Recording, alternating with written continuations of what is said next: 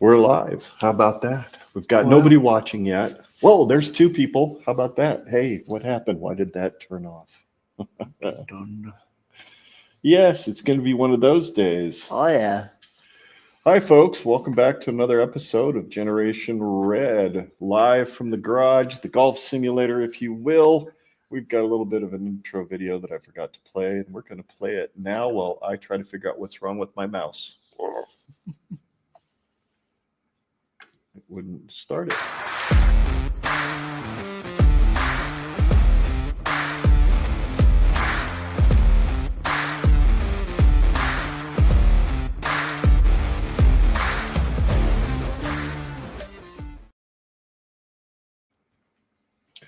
Hello, folks. Welcome back to another episode of Generation Red, which I already said that before. Don't care. The Kettle Corn of Husker Fan Podcast, where we try to be sweet, but at times we get salty. I am your host, Ken. I'm your other host, Levi. That's right. He's a special guest host because our normal host, Mr. Scott, is on his way back from New Mexico. His wife had a death in the family, so they had to they needed to go to New Mexico for the funeral. So if you're the praying type, appreciate you send some thoughts and prayers out for Scott's wife's family, as well as prayers that they return home at 1 o'clock this morning, I believe, is when they're landing in Omaha. So it's late and they need safe travels driving back to Lincoln. So we miss Scott, but Levi's here. We're going to have some fun. I need to turn on the device. Otherwise, it's just going to sit there and say connecting forever. But as you can see, we're not in the studio. We're in the garage. This is my makeshift golf simulator I have in here. I have a brand new launch monitor that just came in yesterday. And yes, I cheated. I was planning to hit the very first shots with it right here live on the stream, but I decided no, I wanted to make sure I could get it hooked up right. And it works great. So we're going to debut that here in a little bit. If you want to follow the show, you know the drill. It's at GenRedPod on Facebook, Twitter, and YouTube. Also, Generation Red on your favorite podcast app. That way, if you want to listen to us hit golf shots instead of watch these horrific swings you're about to see, then you're more than welcome to do that. We'd really appreciate it. And also leave us a rating and a review. If you listen to us on a podcast app, it helps other folks find the show. Do us a big favor. Leave us a like. This channel if you like content like this, and interact with us in the live chat tonight. We'd love to hear from you. We'd love to hear what you think about our golf swings, but do be nice, please. We know it's not going to be easy to watch. Let's see here. And if you are watching us after this show debuts live, please leave us a comment and a like, as well helps other folks find the channel.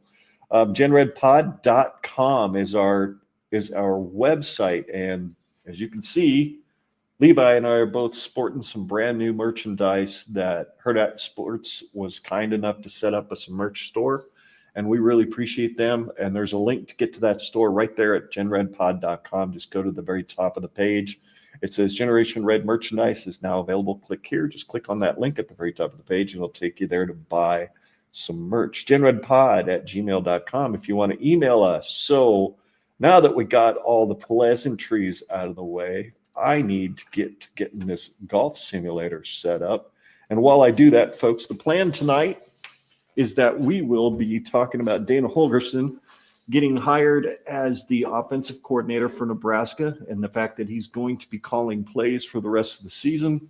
We maybe saw that writing on the wall, right, Levi, when he was hired earlier last week during the bye week and was brought in as an outside set of eyes. Mm-hmm. But when you've got the 100th ranked total offense in the country and the 99th ranked scoring offense in the country, something needed to change when you've got a 5-star quarterback and you've got a bunch of experience at wide receiver and supposedly some guys that are really good in the running back room as well. So we made the move. We got Dana Holgorsen in here, and next thing you knew this week, he's now the guy that's going to be calling the plays, and Marcus Satterfield has become the highest paid tight ends coach in college football. Is he still getting paid the 1.2? He's still getting paid the 1.4 to be the offensive coordinator. It's in his contract. I mean, you can't drop his pay because it's contract pay. So is what it is. I imagine there's a restructuring coming at the end of the season if he's retained. my understanding is he's pretty dang good tight ends coach. So if he gets retained, there's nothing. I don't mind that one bit. Let's see here. Who do we got? We got the BA Coaches Show. Hey, what's up, man? It's good to see you. I feel a glimmer of hope I didn't have last week. Don't think this is a bad thing, even if it doesn't work out amazing. At least now I feel like there's a chance. Yeah, BA, we're going to go through some of Dana Holgorsen's numbers, especially as an offensive coordinator. I agree with you completely. I've got a glimmer of hope. I believe that chance of winning that 6th game went up by double. Before I probably said we had a 50-50 shot. Now I'm thinking it's more like 75-25 that we're going to win that 6th game. That's where I'm kind of sitting right now too. Which game do you think it is? What's the one we have the best shot in, do you think?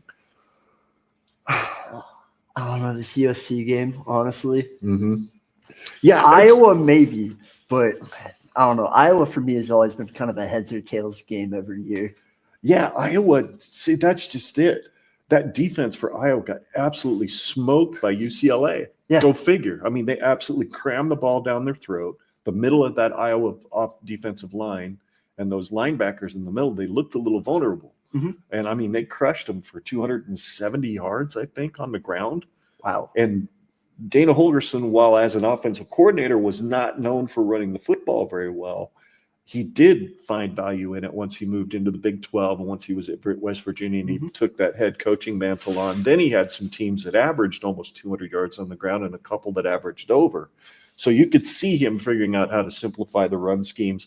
I don't know. Maybe what we'll see with him is a guy that trims the fat, the stuff that Marcus was trying to run that the guys weren't really good at. Yeah. And just slimming it down to the stuff that the guys are good at and then finding multiple formations that they could run the same 5 or 6 plays out of, which is something Osborne was a master at. Mm-hmm. He had 85 million formations and he had 6 plays. He'd run them all out of the same formation. So, but I've got some numbers on Holgorsen. But before we get to that, real quick, guys, that's the whole plan. We're going to talk about Holgorsen. We're going to talk about Trent Kingsley. Yes, there is a chance. There is certainly a chance. It's not that really low chance like we all saw in Dumb and Dumber because we're smart fans around here. So there is a chance. Yeah, BA Coaches Show says that we beat Wisconsin. I think we beat Iowa. If we lose to Wisconsin and USC both, I think it's inevitable that we lose to Iowa. Yeah. And I and all of us have to soul search after a 6-game losing streak. You know what, BA, there's some I agree with you, but at the same time, I'll just throw out 2022. Just saying. 2022, those boys weren't expected to win that night either. Iowa was playing for a shot at the Big Ten championship game. Mm-hmm. And Nebraska goes in there and taps that ass. So that was a beautiful game. It was fun.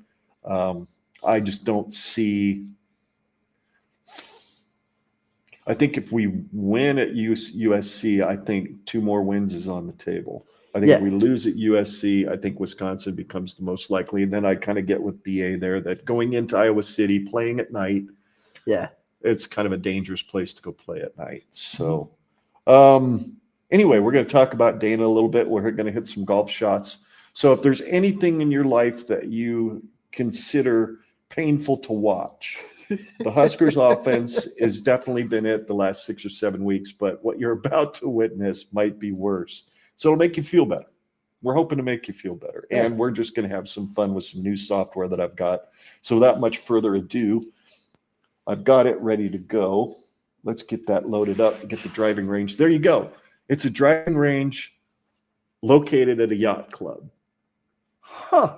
So aim for the yachts. Got it. All right. I tried. I aimed dead right earlier, and I hit my 5-iron, and I did all I could to hit that boat, and I couldn't get it over there. So, but this is pretty cool. It's got 10 courses built into it. There's 20 more coming.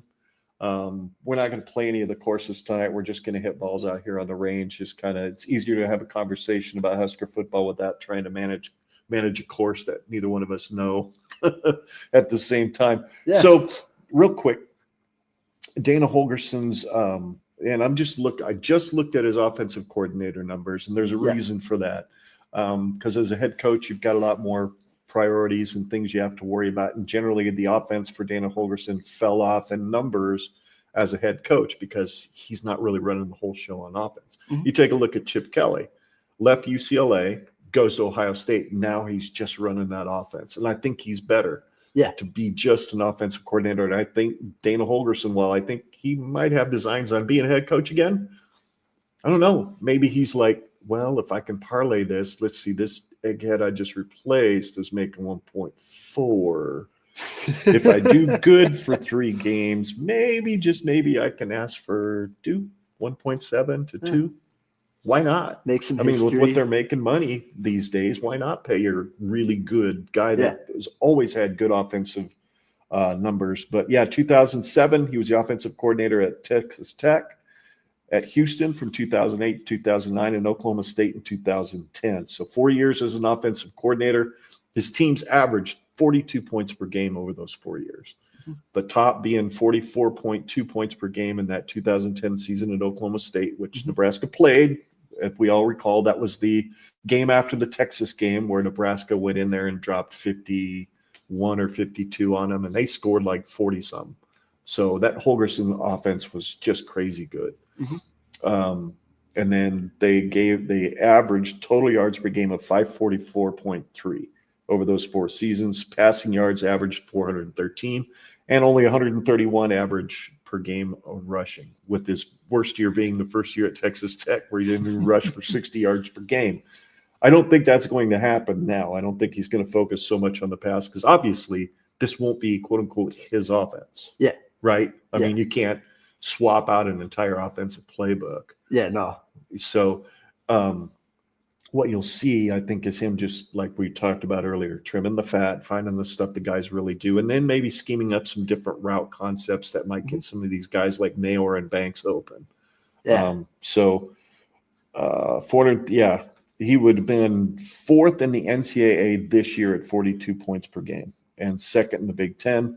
2nd in the NCAA on total yards per game and 1st in the Big Ten, and then pass yards per game. Of course, he'd have been number 1 in both sides if he were producing that kind of offense here. Better than Indiana, which we know that won't happen in the Big Ten. It's a different land of college football. But he would have been 97th in the NCAA and 13th in the Big Ten in rushing. So he's just barely better than Nebraska is now running the football, which, hey, you know what? We're averaging 26 points a game or 23 points a game or whatever it is, but we're only averaging 18 points a game in the Big Ten. The defense is only giving up 19 points per game. If we can stay there, if the defense can have a goal of 17 points or less, and Holgorsen can set a goal of, well, we're just going to make sure we average 24 to 27, then I love our chances of winning 6 games. Heck, I like our chances of winning all 3 of the next 3 if the defense can hold. So, but anyway, that's it. I am going to hit a couple shots. What do you think? Let's see here. Go for it. No, we're not hitting driver. We can't hit driver in here because this is a garage. And when you're in a garage, a hole in the wall. Yeah, you don't want to, hurt your garage. So I am going to grab my 8-iron and see what happens here. But don't laugh. Don't laugh. It's paid for. Something like that. His swing's gonna be 10 times better than mine. I'm gonna just say that right now. I'm not sure about that, but thank you. A little bit more consistent, anyways. Yeah, I've had a little more practice than you, I think. So there we go. 8-iron. Let's see what we got here. Am I in the right spot? Doesn't even see it yet. Let's go here. Come on. It's got to be there. There it is. There's a little white ball down there on the corner of the screen.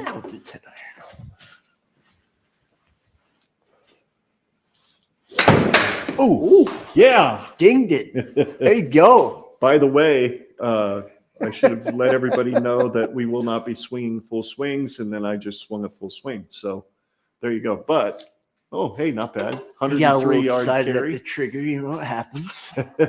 103-yard carry, 107 yards total, which is generally about what my 9 to 8-iron will do.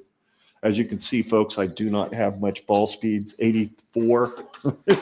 That was ugly. Holy cow, let's try not to do that again. I swear I've hit this thing dozens of times, this cheap little $80 Amazon special. And it's still kicking. Still kicking. It's amazing.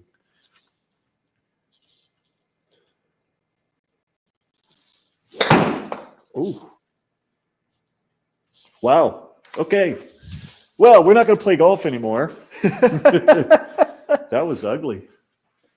That was ugly. Let's see if anybody's commented yet on my hideous golfing skills, because that was exactly what it was. Absolutely hideous. I apologize, ladies and gentlemen, for what you just had to witness.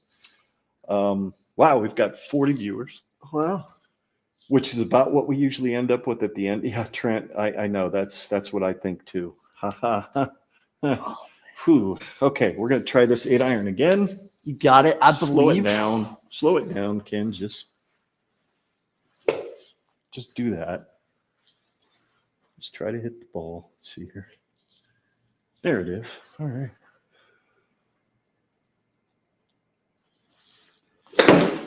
Wow. Well, I almost got it to the boat.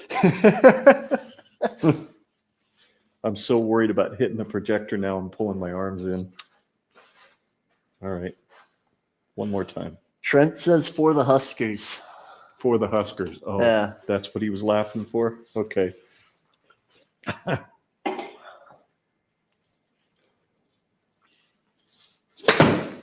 That was better. Ladies and Not going to gentlemen, carry very Nebraska's far, but it Tiger was much Woods. better. Yeah. I didn't kill a camera. And as you can see, I'm playing with the same kind of clubs you've got. These hybrid irons. Yeah. I suck with mine. Well, that wasn't too bad. Swung a lot slower. What I've been working on this year is feeling the weight of the club as it goes down through the ball, and then just kind of trying to whip through. Let my arms kind of be relaxed. And I'm sure it looks like hammered crap. That was better. Oh, but the ball wasn't in the right spot. I mean, I don't know what a good golf swing looks like, so I have nothing to judge it on. But, I mean, it looks fluid. It doesn't look Doesn't look forced? no. Good. Well, that's a plus. That's a plus. Holy cow, it's warm in these hoodies in here. They are really comfortable, by the way. Yep. I love the like fleece There inside. we go again. Another crap ball. Well, it's a good thing we decided to only come to the range, right? Yeah. I thought that'd be a smart choice. Yeah. Here's hoping we don't see any shanks on the football field like we're seeing here. Fingers crossed, everybody. Knock on wood. Yeah. Fingers crossed. Exactly. All right, one more. And then you turn. That was better. Oh. All right. Barely swung, and it still went 90 yards and rolled out to 98. So now I know that I can generally hit my 8-iron about the same distance I hit my pitching wedge when I swing it. Oh, that was my 9. Well, there you go. That might explain that it. might explain why it didn't go very far. Well, that was ugly. I apologize for what you witnessed, folks, but now it's See now if I it's can the do any expert's damage turn. with my 7-iron. Mm-hmm. It's been very hit or miss with this club.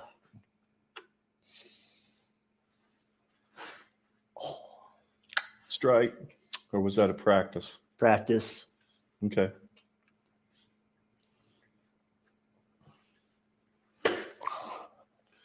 Not too bad. Not too bad.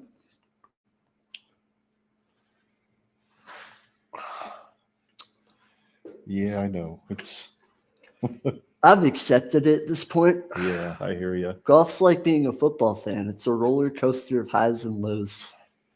This is true. It's that game that every good shot, the 2 of them you hit in a year, is what keeps you coming back. Not bad. Except I don't think it was in the spot. No. So it didn't read it. Let's see here. That's the square There you're it talking is. about, right? It sees it. Yep. Okay. You've got about a 6-inch square kind of around that. You see that hole there kind of up by the. Yeah. Yeah. Got a 6-inch square from the end of that alignment stick. Not bad. Well, all right. All right. Let's see here. I don't think you're quite there unless you saw, I didn't see the ball in the thingy. Nope. I think you're too far back. If you go even with that.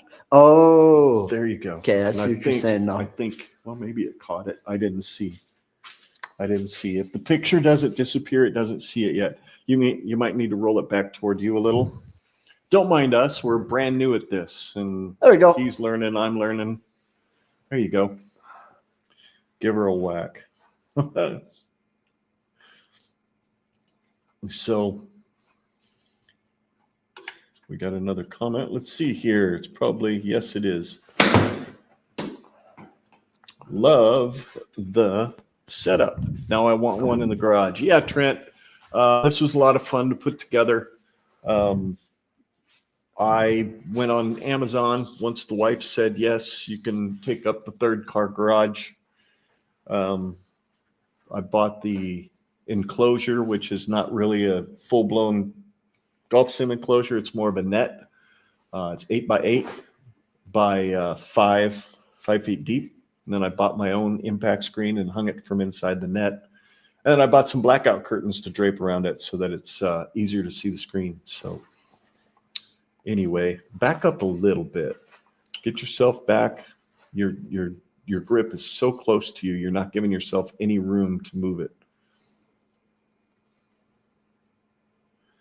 So, but yeah, this was a lot of fun to put together. There you go. Pretty decent. That was a nice little strike, except I don't think you were in the spot again. Story of my life. Yep.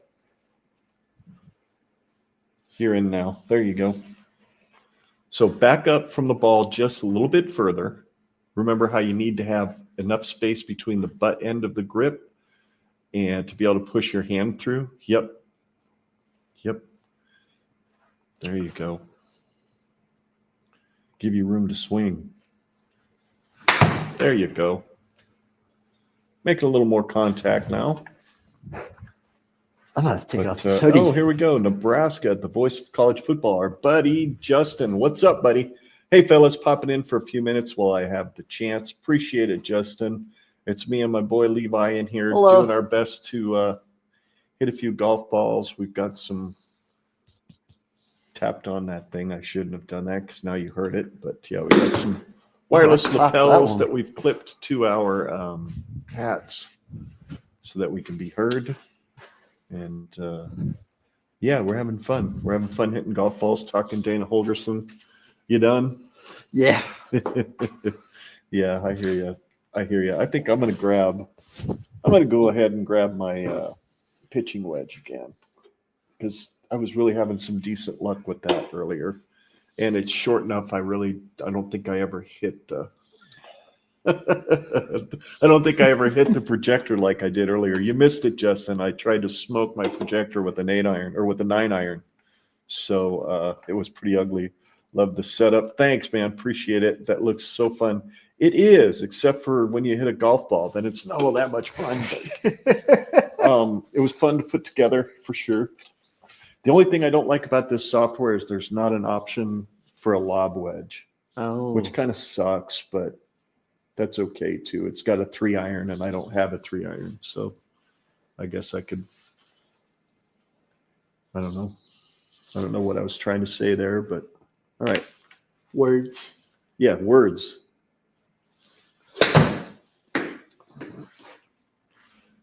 Not bad. Better than me. Just kind of a pitchy shot, really. Not really a swing. It was more of a pitch. But all right, come on. There it is. Okay, so this hole here, if you're just ahead of it or right around it, and then about 7-8 inches out, you'll be good. All right.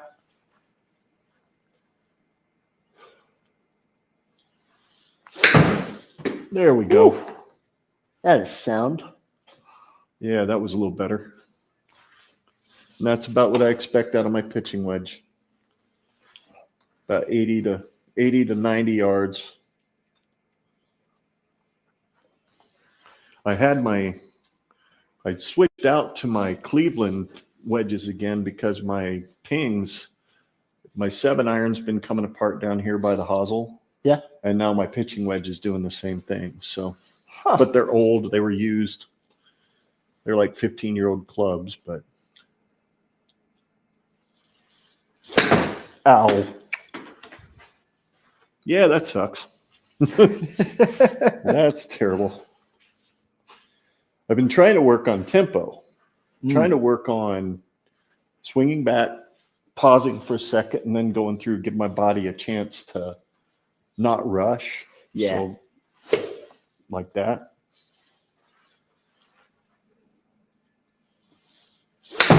There we go. That's going to go a little left, but I don't care. Woo. I hit that further than I hit any of my 9-irons. Maybe I need to switch back to the Cleveland irons too. Kind of liking the feel of these today. All right. Okay, cool. So if the diagram disappears down there on the left, then you know you're in the spot. Ooh, excuse me. Darn fake beer. So we were talking earlier that we both kind of think that USC game is the one that we believe Nebraska has the best chance of getting to that 6th win right away. And I'm kind of in that camp myself. But, of course, USC had to make a change at quarterback, which is always our worst nightmare. Take a break from hitting balls here for a second. The quarterback they've had all year is going into the transfer portal. Oh. And their second string's coming in, who played at, I believe, UNLV. He's a dual threat. Okay. Which Tony White's defense seems to have had a problem with dual threat quarterbacks. So I'm curious to see how that's all going to work out. But if we're going to talk about USC, let's take a look at some numbers. Hey, we've actually been on the air for almost 30 minutes, and people have stuck around. Wow.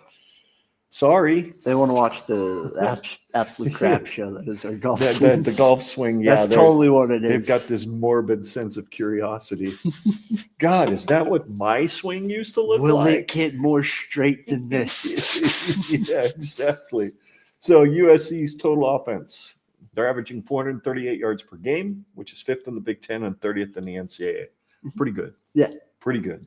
Nebraska's total defense is kind of their strength at 308 yards per game, 7th in the Big Ten and 17th in the NCAA. So strength versus strength right there. That's, for me, the key is more than anything, can we keep that quarterback contained? Yeah. Being that he's mobile, I don't have enough film or seen enough on him to know if he likes to roll out or any of that. And Justin, if you're still watching, I apologize. I haven't watched your breakdown yet of USC. If you've got one, I'm assuming you do. So I'm hoping to here soon. But I'm sure he's got some insight into what we're looking at for Jaden Maivia or something. Like, yeah. I don't know if he's related to The Rock or not, but that would be our luck. We'll get the smackdown dropped on us in LA on Saturday. Smackdown Yeah, Hotel. he's going to lay it the smacketh down on our candy asses. You can smell. Have you seen Kurt Signetti? Yeah. The guy that, being a WWE guy like me, the first thought that hit my mind was, when the hell did JBL become a football coach? That's what that was my first thought. I thought he looked like a slightly more Italian JBL. A little bit more. He's got more of the New York accent, but he's got all the attitude. Yeah, he does. He's got the JBL attitude, absolutely. But anyway, talk about Indiana. I mean, we're going all over the place, folks. Sorry about that. But Indiana, 10-0 for the first time ever as a program. Unreal. I mean, that's the story of college football. It really is. Everybody in media is all hyping up the whole Deion stuff and everything that they've done at Colorado, but they still lost to us. So, right. But Indiana is really, really the story of college football. But USC, if that defense can bow up and hold them to that 310 to 350 yard mark, I really think Nebraska's got a good shot. I really, really think they've got a good shot. If you look at, let's see, here's that, Justin. Yes. His last name is pronounced Mayava for future reference. Okay, so he's not going to lay it the smack up down on our candy asses because he's not related. That's good to know. But I do recall a certain 1994 offensive lineman for Nebraska laying the smack down on the Rock's ass in that 94 national championship game. That's right. He played for Miami, didn't he? Yes, he did. Yes, he did. He was a defensive end, I believe. So anyway, so Mayava for future reference. Okay. Thank you, Justin.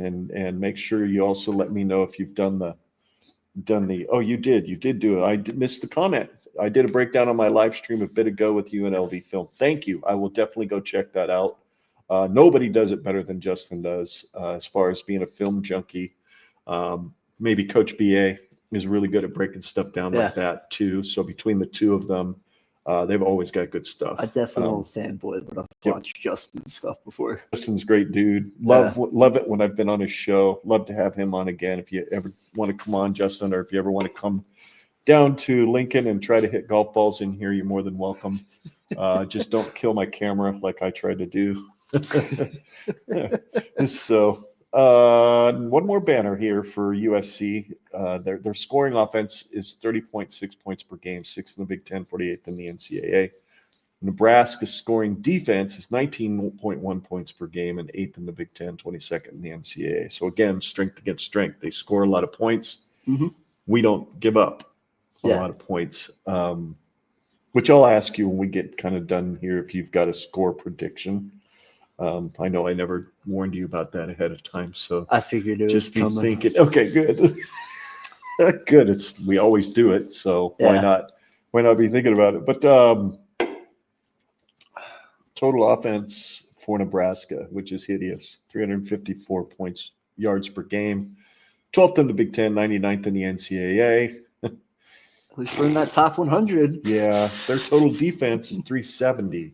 So they're pretty good. 15th in the Big Ten, 73rd in the NCAA, but fairly low on the Big Ten totem pole. So there's a good chance there's yards out there to be had. And if you've got somebody like Dana Holgorsen who understands how to scheme wide receivers open, he's kind of a quarterback whisperer. He had some of the best quarterbacks in college football for a couple of years. Mm-hmm. Graham Harrell for Texas Tech was under his tutelage, as well as guys like Case Keenum, who threw, I believe, for nearly 11,000 yards in the 2 years. 2 years that Dana was his offensive coordinator at Houston, or his head coach, one of the two. I can't remember which tenure it was that Case was there. And then Will Greer. He had Geno Smith at West Virginia, who also had just some crazy numbers. So the man knows how to scheme.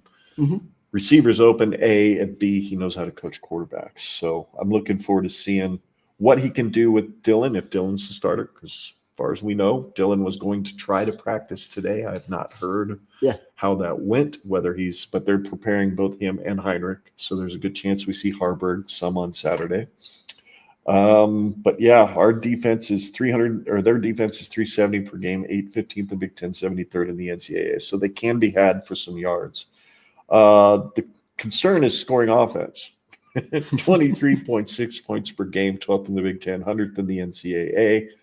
They only give up 22 points, so that'd be right at our average. Yeah. They give up about what we do, and they have this tendency to crap the bed in the fourth quarter. So I don't know. As you reading and listening to these numbers, were there things that stuck out to you that you think Nebraska can take advantage of? Making you think. Here's the problem, right? I am still very much a baby football fan. I'm not I know enough to know what good football looks like and what bad football looks like, but I'm not super analytical. I'm not big in X's and O's yet to really have You were just here for the golf then. No. Oh, okay. No. I know. But I know. There's nothing that really jumps out at me yet. Mm-hmm. For me, I'm more on the standpoint of what can they take advantage of from us. There you go. What do you think that could be? Do you think they can? So a big thing I've noticed from our guys this year, and I could be totally off on this, but mental going into games is definitely a big factor. Sometimes they look fired up and ready to go. Other times they just don't look Ready juiced at all. Right. Look like their heart's in the game, right? Mm-hmm. And so I fear that, especially being in such a unique situation with switching offensive coordinators in the middle of the season, Yep. and just all the other plethora of stuff that's around our football program, I fear that they just aren't going to be fired up for it. I hope that I'm wrong. I hope that they'll fight for that 6th win. Yeah. But I think that's my biggest thing going into this game is, are our guys going to show up? And are they going to show up on both sides of the ball? Good questions. You know what? That's kind of where I'm at too. You would think there'd be some new energy with new eyes in the room and a new guy I'm wondering if the team and some of the lack of energy on both sides of the ball wasn't part of a problem that could be going on, in the sense that nobody had confidence in what the game plan was on offense. Yeah. That the defense was running out going, good God, we can't give up more than 14 points because God only freaking knows we're not scoring more than 18. Yeah.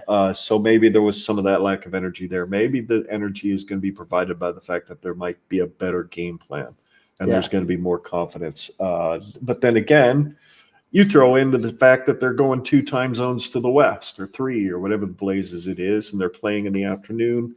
It's going to be so completely wacky on their body. To them, it's going to feel like 2:30. For us, it's going to be, or for them, it's actually going to be 11. Yeah. But for us, it's going to be 2, and it's just going to be. I wonder if that's going to affect them, but didn't affect them at Ohio State. So, excuse me, but we'll see. Mm-hmm. We'll see for sure. Let's take a look at this last one, and that is turnover margin, which has been one I've tracked all year. And that the fact that Nebraska's even, when 3 games ago they were 6 over, it tells me that this thing has gone the wrong way. Basically, Dylan's touchdown to interception ratio has been 1 touchdown to 6 interceptions in the last 3 games, I believe it is. Not good for winning football. Not good at all. So that explains the 3-game losing streak, and I think it's up to 4 now. I don't know. I don't want to tell myself that because it hurts. I think it's 4. But they're -2. So there is a chance. There is a chance that Nebraska could create some turnovers. I like the idea of Dana Holgorsen here. I just like the idea of a guy who's had a lot of experience. He's coached a lot of offense. That's his thing, and he's as good at it as anybody the game has seen in a long time. Granted, most of his big numbers were in conferences that aren't the Big Ten. So this is a different animal. But I think him showing up means that we're going to score more than 18 points against a Big Ten team. I believe with all my heart, 3 touchdowns minimum. And with Hull improving every single week, I'd say a couple of field goals aren't out of the question. The question is, will the defense have the energy and the belief in the game plan that they can hold USC to under 27 to 24 points? And I'm going to say it, 27-21, Nebraska wins. I feel confident in that. That's kind of ballpark figure where I was as well. Cool. It was somewhere in those mid-20s range on both sides of the ball. Yeah, for sure. Because that's kind of just been their common thing. Looking at their previous games, is they've scored kind of up in that 20s range. Yeah, I think 27 points is absolutely doable. I mean, with what this guy has done on offense, even when he was coordinating offenses in a bigger Power 5, once the West Virginia moved to the Big 12 and he was their head coach, he still only had 1 season that his team averaged less than 30 points. Only 1. Every other season he's been over 30 points a game on the average. So I like that. Yeah. I like that he knows how to move the football, knows how. And dang it, obviously he's figured something out in the red zone because we haven't. So get inside that 20-yard line, put the dang ball in the end zone. I feel more confident with ideas that Holgorsen will have as opposed to what Satterfield's offensive game plan, to me, as a novice and as a guy who's not really good at analytics at all either, to me, his offensive game plan said, okay, let's throw this ball of shit at the wall and see if it sticks. Yeah. and then they go with whatever sticks. Yeah, exactly. Maybe. And then they stop when it's working too good. So I don't know. I mean, we had that spot in the fourth quarter against UCLA where good heavens. Dowdell would have like 3 or 4 runs in a row where he's getting 5, 6, 7 yards, and all of a sudden, boom, we're throwing the ball 3 times like in a row. His offense was like a pitcher in baseball, constantly switching their pitch over Their and arm over again. angle. Just fastball. Oh, gonna throw a corkscrew. Yeah, but at least there's a strategy behind that. A little bit, yeah. You know, with a pitcher, at least if he's setting you up for something inside, and then goes outside with something slower and off speed, it sets the batter up. That is fair. Whereas it doesn't look like Satterfield's setting anything up. No. It's just like, oh, well, the run's working. Oh, they're about to stop it. Let's try something Dylan sucked at the last 4 games, or something like that. Give it a shot. Let's see if it works. Yeah. So, well, we're 40 minutes in. I think we've pretty much covered everything we really needed to cover tonight. This is kind of a novelty doing this this way. I appreciate you doing this with me. I appreciate your insight. I like your insight. I think you're right. I think if you get into the 20s and the defense plays the way I know the defense can play, and if they can contain that quarterback and keep them under 20, I really do like Nebraska's chances. But I said 27-21. I'm sticking with it. What was yours? Same? Yeah. You going with the same score? All righty. We've got it, folks. We've got 27-21, Nebraska winning in USC. Nebraska going bowling for the first time since 2016. And, I kind of like that. Yeah. I kind of like that. So we appreciate y'all watching. We appreciate y'all hanging out with us tonight while we hit some really horrible golf shots and talked about what was a horrible offense that's hopefully going to be turning a corner. And I'm really looking forward to seeing if it's weird. Here's a weird concept for you. Are you ready? Yeah. I'm hoping that offense performs above par, which in golf terminology means you suck. Yeah.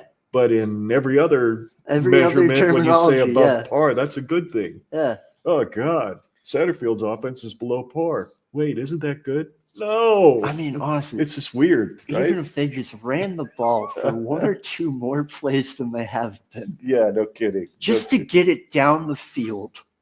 Yeah, exactly. So Gen Red Pod at Facebook, Twitter, and YouTube, as well as Generation Red on your favorite podcast app. You know the drill. Leave a like and a subscribe. Join the conversation by interacting in the comments after the show. We'd appreciate it. GenRedPod.com is where you get merch like this. Just go there, get up to the top of the page, and click on the banner that says Generation Red merchandise is available now. Click on that link, and you can get some merch. We'd appreciate it. GenRedPod@gmail.com for any comments and suggestions for the show. Anyway, he is Levi. I am Ken. Together tonight, for a special occasion, we are Generation Red together. We really appreciate everything that you guys do for us and all the time that you guys spend watching our show. And until next time, we're here to, good Lord, I completely flubbed my own outro. And I know this thing hand and foot, but I'm not sitting in my studio, so everything's screwy for me. Anyway, he's Levi. I'm Ken. Together we're Generation Red. And we're here to chronicle Nebraska's hopeful return to college football greatness, one podcast at a time, because there is no place like Nebraska. Iowa's corn sucks what? Oh, I don't know. It just sucks. It just sucks. There you go. I think Scott went there one time. He was like, I had nothing to compare it to. It just sucks. And he's absolutely right. Anyway, we'll see you all next week when we cover the USC game and hopefully a 27-21 win like I called. That'd be really crossed. Cool. All right. Go Big Red. See you, folks.